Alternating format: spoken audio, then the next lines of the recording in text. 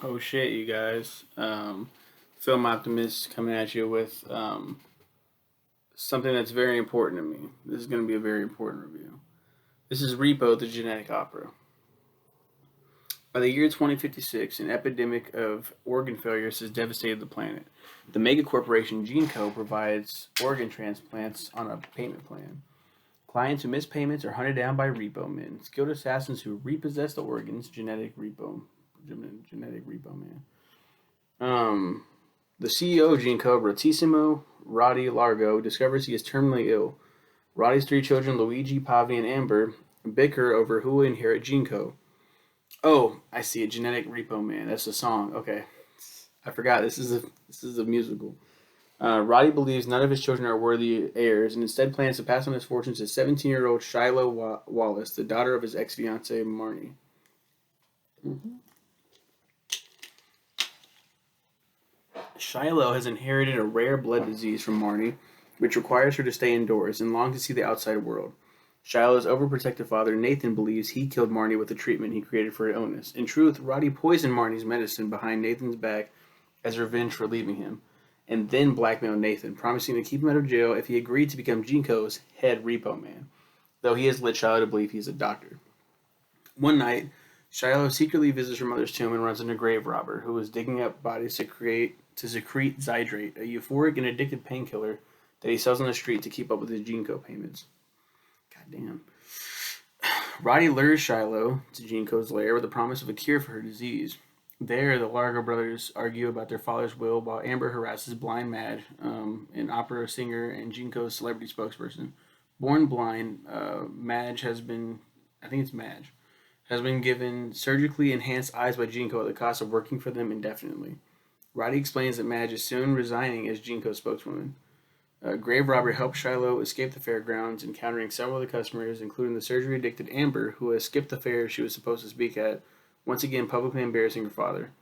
Amber explains that Madge's eyes are set for repossession and that she will replace her. After Gene Cops arrive, Grave Robber and Shiloh part ways, and she quickly returns to her room before Nathan notices her missing. Roddy hires Nathan to possess Mag's. I think it's Mag, probably. Mag's eyes, but Nathan refuses, citing her close friendship with Marnie, and quits his job mid surgery. An infuriated Roddy vows to have Nathan taken out. Mag visits Shiloh and reveals she is her godmother, and that Nathan has told her Shiloh died with Marnie. She cautioned Shiloh to not make the same mistake she did.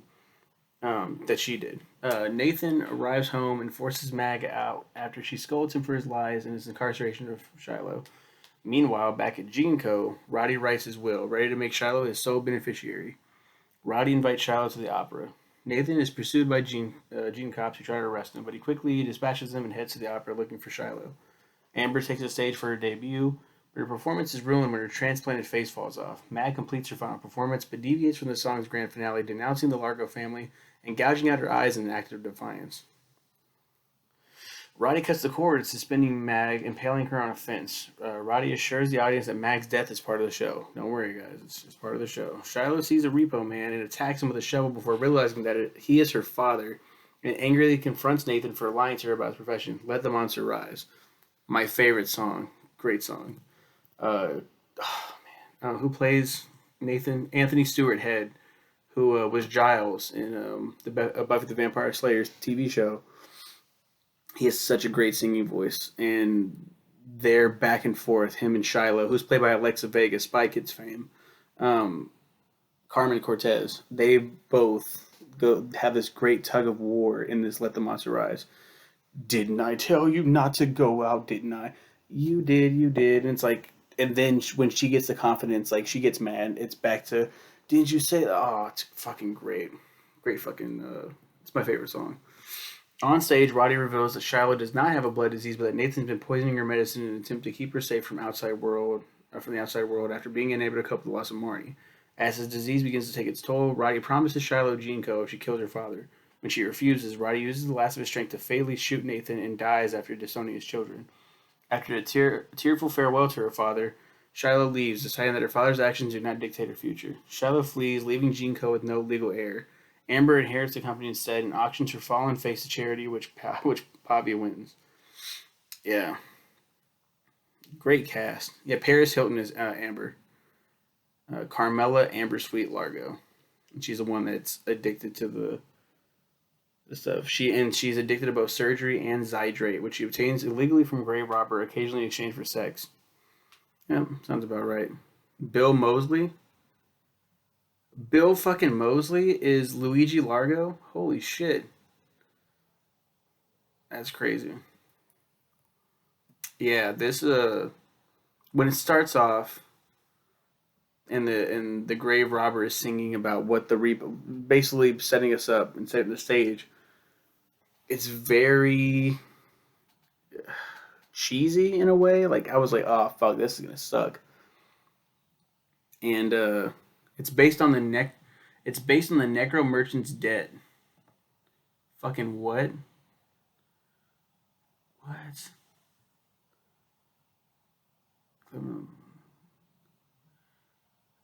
Okay, so it was a play called the Necro Merchant's Debt, and then they changed it to Repo the Genetic Opera down the line. It's basically the same story. Um, but yeah, very cheesy. It's in it. The budget 8.5 million. That's not a lot. So of course the effects aren't the best. The blood looks very bright, and I don't know. It looks like a stage play. Almost. Just a little bit better than that.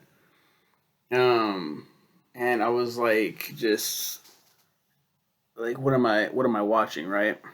As it kept going, I'm just like, this is great. This is beautiful, and I love it. Um, all the music is pretty okay. Um, like I said, "Let the Monster Rise" is my favorite. It was really cool. I'm a big musical fan, so it's got to be good. It's got to be like, it's got to keep me invested, the story and the music. And damn, it. I was about to say it made a shit ton of money. It didn't. It made $188,126. Fuck me. Yeah, it was a huge failure, but got a huge cult following. This is a very important review for me because this was technically my first ever request.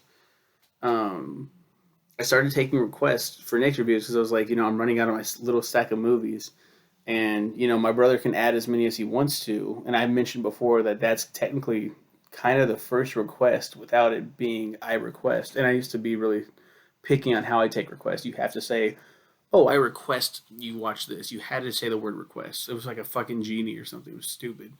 Just tell me you want me to watch a movie, I'll fucking watch it. Game, book, music, all that shit. The person that requested this was a good friend of mine, Nix Armandares. She she still holds the record for the most requests at 122. It all started here with Repo the Genetic Opera, and it's it's fascinating that very first request like was a success. It was like, oh man, this is really great. She really like it was ballsy as fuck. She was like, she took her chance. She was like, "Do you take requests?" I was like, "Yeah." She's like, "Fucking Repo the Genetic Opera," and I was like, "Okay, damn." Like you didn't even hesitate. Like this is what now. I want to see someone else watch this fucking movie and like it as much as I did. That's what this is for, bro. That's what I fucking do this shit for. I love having these discussions on movies that we all love, and whether I agree or disagree, whether you agree or disagree, it's still crazy to see like what people like and what they don't like, and like why they like the shit that I don't like. It's really cool. Forming our own opinions and then having these discussions. It's really cool.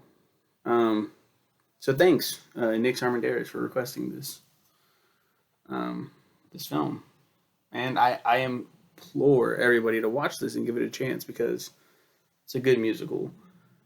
Maybe not in my top 10, but it's definitely top 20. I'll give it that one. It's just a really great. It's a really incredible story that I'm looking at right here. Okay, bye.